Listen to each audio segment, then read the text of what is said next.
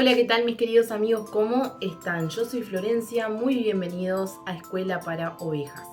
En el día de hoy vamos a estar viendo la historia del tabernáculo. Y esta vez vamos a ver qué es ese lugar, cómo fue que Dios pudo darle esas instrucciones a Moisés expresadas en la Biblia, en el Antiguo Testamento, en el libro de Éxodo, y qué características tenía ese lugar.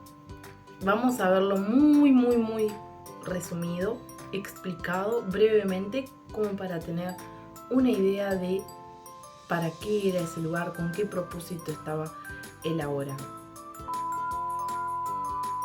Pero antes de comenzar la lección, quiero traerles a colación estas imágenes. No son de importancia para la Biblia, pero sí quiero que vean el propósito de esta lección. La primera imagen que ustedes veían era la Catedral de Santa Sofía en Estambul, Turquía. Esta otra es la Catedral de San Basilio en Moscú, Rusia. Esta siguiente es la Torre de Pisa en Italia. Por otro lado vemos la Casa Blanca en Estados Unidos. Las características en común que tienen estos edificios es que todos son representativos de un lugar. Es decir, cuando una persona decide ir a tal lugar, quiere ir a ver ese edificio y es representativo de determinado lugar en especial y está fijo en ese espacio. Ahora vamos a ver algunos que son representativos para mi ciudad. Por ejemplo, la Casa de Gobierno en el departamento de Salto, Uruguay. Es un edificio que es representativo de nuestro departamento. Otro que nosotros vemos aquí es el interior del Museo del Hombre y la Tecnología. Por ahí capaz alguno lo conoce. También otro edificio que es representativo de la ciudad es el Teatro Larrañaga, que es ese que ustedes observan ahí. Y otro que nosotros podemos observar aquí es, acá lo que están viendo es la fachada del Teatro Ateneo. Pero vamos a ver que el edificio que mandó construir Dios a Moisés era bastante diferente a los edificios que nosotros conocemos hoy en día. ¿Por qué? Porque tenía características especiales. Una de las características diferentes que tenía era que justamente al estar hecho con materiales que eran sumamente transportables, el propio edificio se podría armar, desarmar y transportar o mover. Y eso debido a las características del pueblo de Israel. En ese momento era un pueblo nómade, el cual enfrentaba muchas batallas con otras personas y con otros pueblos, y por lo tanto había que tener determinadas precauciones y el edificio tenía que contar con diferentes características.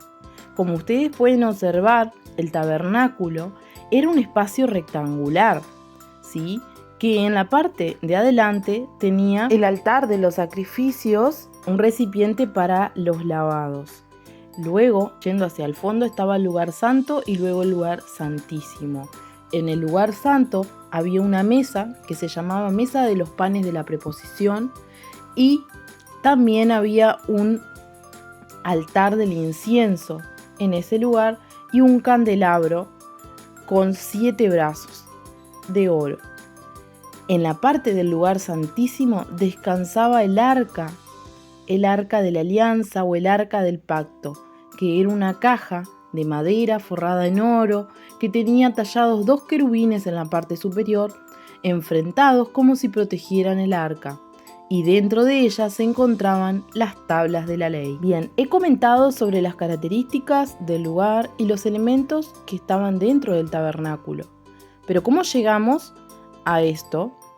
Sucede que Dios habló a Moisés una vez que él ya le había dado las tablas de la ley, ya luego de que habían sucedido una serie de hechos milagrosos, y Dios habla a Moisés y le dice que construya un tabernáculo, el cual iba a tener esa forma que se ve en la imagen, de una manera rectangular.